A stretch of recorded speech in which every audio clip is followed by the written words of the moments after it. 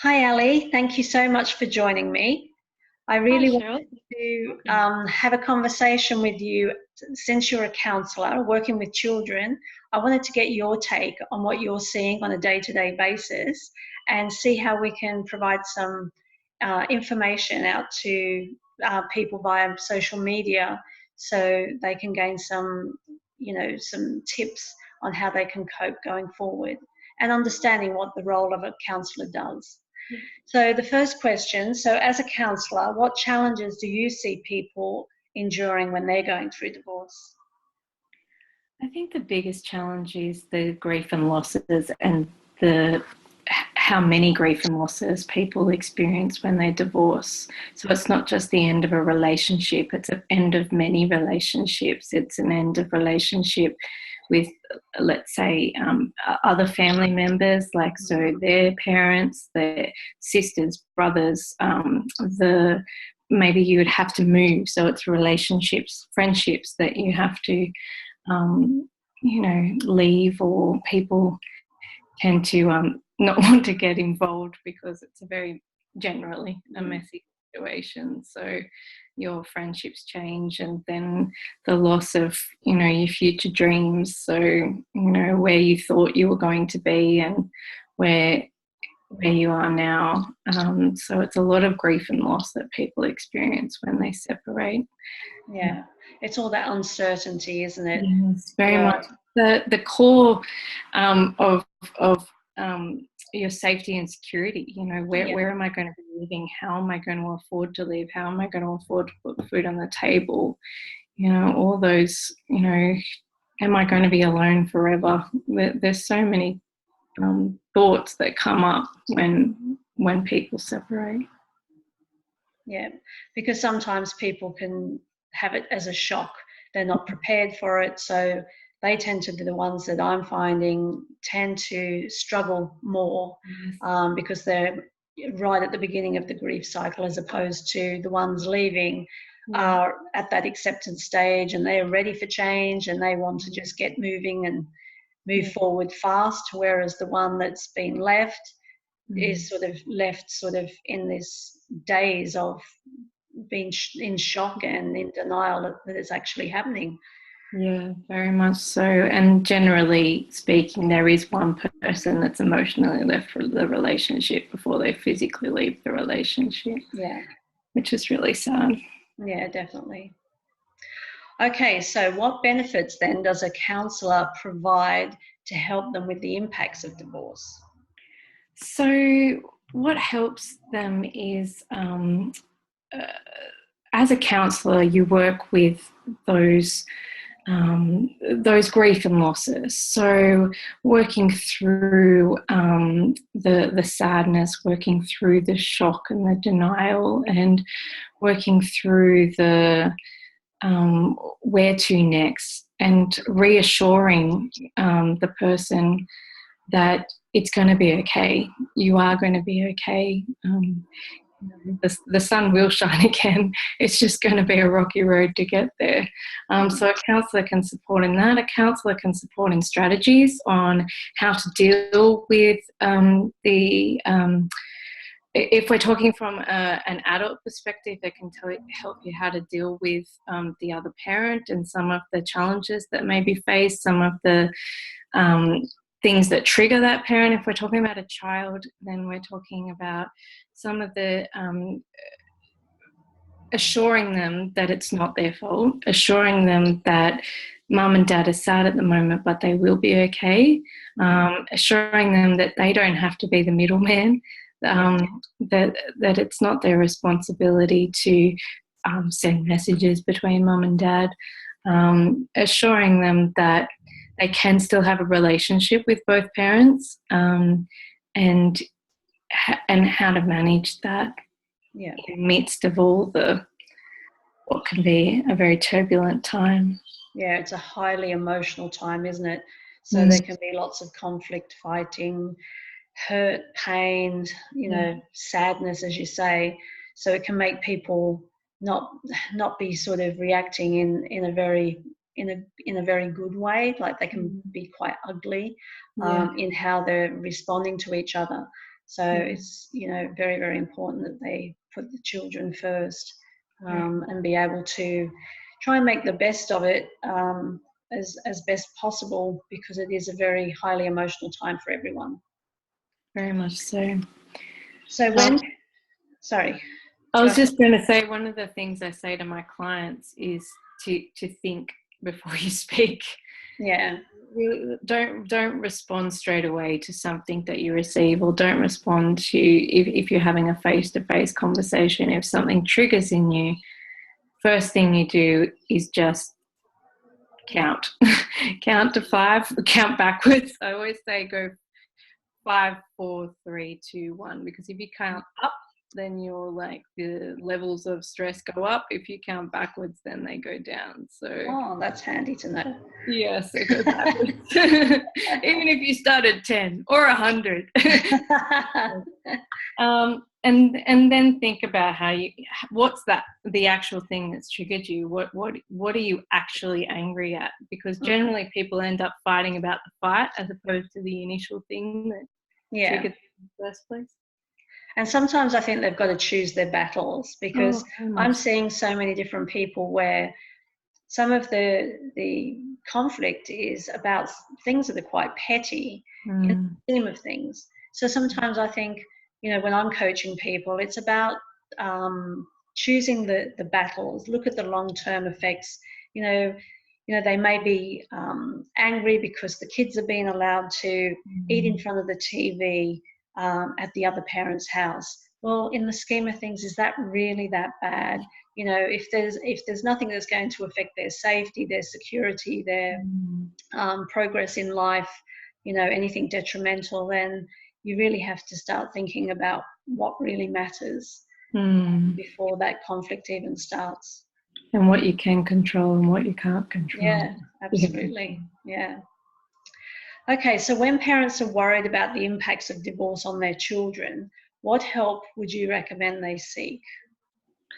I would definitely recommend parents first seeking support for themselves, so counselling support for themselves, because generally children are impacted by the conflict of their parents. So if the parents can, because we're the role models for our children. Absolutely. We show our children how to react, how to respond, how to manage situations. So if we learn how to do them, then our children can witness that. If the children are still struggling, then I would really recommend that they do go see some counselling and see some support for them to be able to have a voice as well. I feel sometimes that children get lost in the mayhem of it all, and it's just like, oh, they'll be right, they're not seeing it. Well, they might not be seeing things, but they can feel it. They can feel the tension, they can feel the sadness, they can feel things that are happening around them. And you can try and protect them as much as possible, but they still feel it if you're not dealing with it. Yeah. So I really recommend that. Connect them with a school counsellor first. So schools generally a safe place. So they've generally, and I'm saying generally because sometimes for kids it's not, because there's bullying and other things that are happening. But generally a school counsellor can be there and can support the teacher as well. Like when a child's having a really bad day, if the teacher understands what might be happening at home, then they can support that child better, with more insight and with more empathy, I guess. Yeah, definitely. Okay, and what are the main issues that children encounter when their parents are going through divorce, do you think? Loyalty binds is a big one. Like, mum's going to get angry at me if I say that I want to spend time with dad, or dad's going to get angry at me if I say that I want to spend time with mum, or if I say something that mum's going to get angry at, I just won't say anything, or their parents generally are trying to fish for information, so they'll interrogate the child, what did you do? Where did you go? Who did you see? Were you with that person? Don't you be around that person? Like, yeah, there's a lot of loyalty binds. And then kids, there's 3 ways kids go. They either get really angry, aggressive, just acting out, or they get really good and the golden child, and they don't want to get in trouble about anything, so they tend to placate to whoever's there, or they go in the middle and they start parentifying, so they start being the parent and they start telling each parent what they should be doing because the parents aren't being parents. I guess. Yeah, true. Well, I suppose they can see the real ugly side of the parents. You know how, as parents, we teach our kids, you need to speak respectfully, you need to be kind and caring and, you know, be nice to people. And then when they see their parents doing exactly what we've been teaching our kids to do, it's a real conflict for them to understand, well, why is mum or dad being so mean when, you know, we've been taught that that's not the way to behave. Yes. So it is very difficult for kids, isn't it? It's very confusing for them as well, because also they generally, until parenting arrangements are sorted and homes are sorted and finances sorted and everything, it's generally a very turbulent 2 years. Yes. Who am I spending time with? Where am I going? What's happening?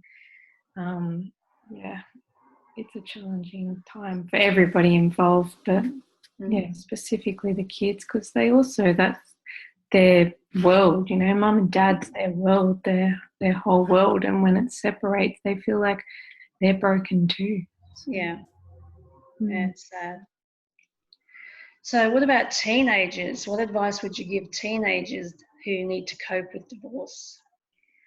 Oh, it's so difficult at that age when they're teenagers because, you know, they're already going through so many changes within their body, within school, within, you know, how life works, and then throw that in the mix. I would suggest to teenagers to, well, for parents, one thing that always comes up in mediations is that kids don't care teenagers don't generally care what their house they're at. It's generally where their friends are at. They want to be with their friends. They want to be going out with their friends. And they tend to, as they get older, like 14, 15, 16, if they've been having a long-term separated arrangement, like every second weekend or something, they tend to not want to do the every second weekend anymore because the other person's house might be away from their friends, so it's impacting on their you know, their birthday parties or going to, you know, the shopping centre or whatever teenagers do. So I would suggest to parents that don't take it personally if teenagers you know, want to be around their friends. Facilitate it, you know, work with them, you know, hear them, listen to them. That's the other thing. Be flexible. They generally have a voice at that age and they really want to be heard. And it would, I feel a lot of the time, if the parents just sat down and actually go, okay, so why were you angry about this? Or what happened? Like, why this? They'll generally tell you.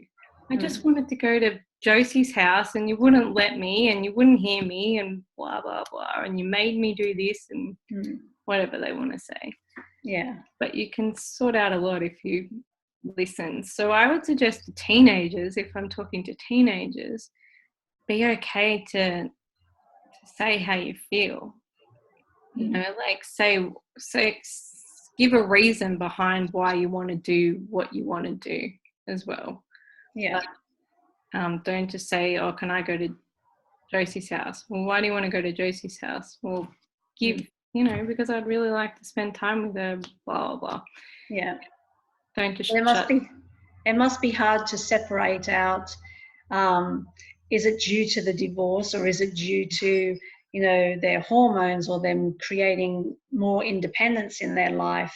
And sometimes I find that you've got to think, no, this is normal teenage behaviour. Like, don't always sort of blame it on the divorce, that, oh, this is all because of the divorce, because sometimes that's not true, that other parents, families that are still intact, are still having those difficulties Very much. with teenagers. I don't think you'd see many families that don't have some challenge in the teenage years at some point. Yeah, definitely. Yeah. But it is hard for the teenagers when their parents are in conflict. And I'm finding that teenagers are wanting more say in what happens to them, because they're of an age where they can make decisions themselves. They want to know what's going on and they want to be part of that decision making. So it's a case of making sure that parents realise that the teenagers want to have some input before they're just sat down and told, okay, well, you're going to dad's 50% of the time or every second weekend. They want to be part of, the conversation, or having a say on where they're going to go and where they're going to live. Yeah, well, one of the biggest things in mediation is we always say kids need stability and consistency. Yeah. Mm. So, and they need to feel that they do have a voice when they're a teenager, So one of the great things that have happened in the last 10 years is child consultants meeting with the children and being able to hear their voice and be able to share that information, and talk to them about how they really feel, and be able to feed that back into the mediation in a positive way. So or an insightful way, I guess, is the other way. But they're not responsible in making the decisions, but they just want to be heard, that's all. Yeah. And it's a case of them also not feeling, if they can speak to someone neutral, then they are not feeling as though they're going to hurt mum's feelings or dad's feelings, or, as you say, feel that pull of loyalty between either one. Because a lot of kids also want to see both parents equally. Yes. So I'm seeing a lot of kids that do want the 50-50 custody, but one of the parents may not want that. So it's all about sort of sitting down together, and as the family structure changes, I think we need to help parents understand that the family structure needs the family input into how that's going to look in the future. Very much so, because they are part of the family, aren't they? Yeah, definitely. Okay, so many parents have high conflict during co-parenting. So what advice would you give parents so they can co-parent successfully? I think one of the biggest things that happens is assumptions. So because they've had a relationship, they've got all this intimate partner knowledge about each other, and they've got all this past stuff that has happened. So they will assume the other parent thinks or feels something or is going to do something before it actually happens. So these assumptions get in the way of actual communication. So I'd really encourage co-parents to, when you're asking a question, to ask specifics. So can I do this because I'd like an answer by this time because I need to X, Y, Z. Be really clear with your communication. And also in the response, don't think that the other person's out to get you all the time, because it tends to be the co-parents are generally on the defense all the time. They're ready to, what are you going to hit me with this time? Or what are you trying to take away from me or control, or whatever they're trying to do. So I would encourage co-parents to don't assume the worst, but assume the best.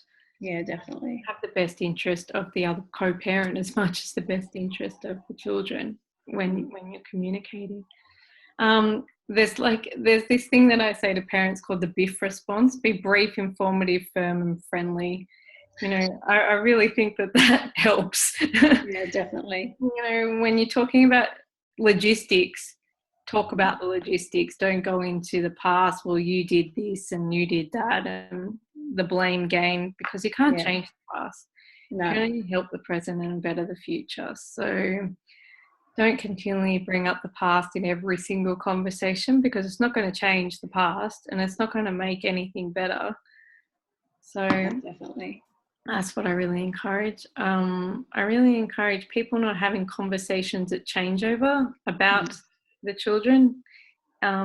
It's really not the best place to do it. If you're going to have a conversation about the children, like say you're concerned about something or you want to talk about something that's going to be a lengthy conversation, call that parent up maybe when they don't have the kids at all, like the kids might be at a play date, or you know, they might be at school, or you know, work or something, or arrange a time to meet at a coffee shop and actually talk, if you can, about the issue or the problem, because unfortunately when you have kids you are stuck together for life. You know, you both had these children are your children together. So it doesn't matter how old the child is, you're going to continue to co-parent. You know, the children can be 18, you got your 18th birthday, then 21st birthday, then they're married, then they have babies, and then the children have birthday parties, and then, you know, there's lots of things that are going to happen. Yeah, definitely. So at some point, communication is key. Yeah. I think when I see different parents really struggling with that is when one's been really hurt by the breakup. And it's so important to try and separate how you feel about the breakup, how you feel about the ex, and just focus on your co-parenting responsibilities. Because as you say, if you just keep bringing up the past and, you know, lashing out and trying to punish the other parent, that's going to have a knock-on effect on the children. Because as you were saying before, they look at you as the role model. So it's in their best interest and your own to be your best self, because this is like a business relationship that you're going to have with your ex. And as they say, marriage isn't forever, but divorce is, because your kids are going to keep you connected for the rest of your life. So it's really imperative to try and make that work, and try and have it as civil as possible. Yeah, I have so many parents say to me, "Oh, I just wish they'd go away," or I just don't want to see them. I just don't want to talk to them. Yeah. Well, in reality, that doesn't really work, because you do have to talk at some point. Yeah. And you do have to, you know, do logistics of some kind.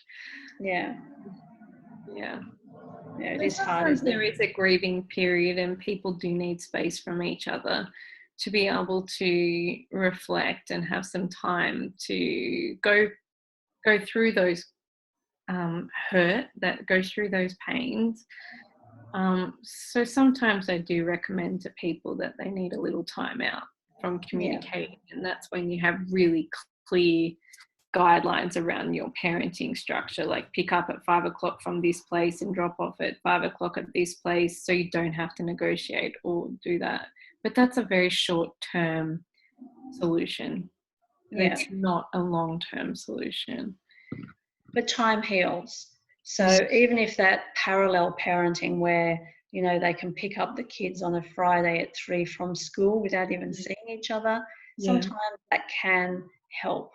And then I find that with people who have got through their healing, have found someone new, and have fallen in love with someone new, and then they can look at their partner and just think that they don't sort of have that emotional heartache anymore. You don't get that sadness or that tug on your heartstrings when you see them or hear about them or what have you. So time does heal, doesn't it? Very much so, definitely. But I do really encourage people to work through that pain with a counsellor, because it's really down deep, and it Yeah. really goes to our core, like, values of, like, am I worthy, those self-esteem things. And sometimes you really need to go back to see where that comes from. And yeah. Well, that's correct, because some past childhood traumas of your own can be triggered in divorce, can't it? Very much. Very Yeah. much. So it can just flare up, and you're unable to then move forward. So getting that help from counsellors is really beneficial to your own healing and your own moving forward. Very much, yeah. Well, I promoted I'm a counsellor, so. No, I can see that you guys are able to provide that emotional support. Oh, yeah. But, But really, it's the person. Like, we're there to hold the hand through the journey, but yeah, really it's the person doing the work, because we can't do the work for them. no, So yeah, we're really there to guide, to sit with the pain, yeah, let them know that it's going to be okay. yeah, yeah. It's a tough time for everyone, isn't it, through that phase? Yes. Well, thank you very much, Ali, for agreeing to be interviewed. I think it's going to provide some great information to everyone that watches. And thank you again. No worries at all. Thank you. Bye. Bye.